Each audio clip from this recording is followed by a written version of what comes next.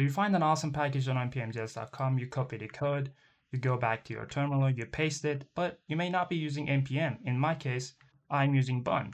So I have to do bun add lodash.merge. But what if I told you I made an extension just for this? It's called AltPkg. If you enable it, this is how it's going to look like.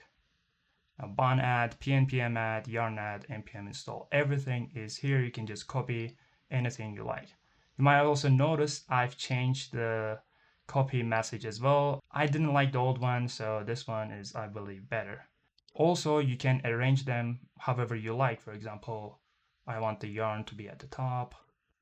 I'm just going to refresh the tab and there you go. Or you may need one. So I'm just going to do bun add. I'm just going to refresh. I have bun. You can add any custom command you want. There you go. I am still waiting on Microsoft Edge approval. This is how the UI looks like for extension submission. It still says expect to hear back from us in 7 business days. It's been like 5, I will say, yeah. It's been like 5 business days so far. It's completely free and open source.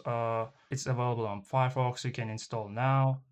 It is also available on Chrome Web Store. Links will be down in the description below.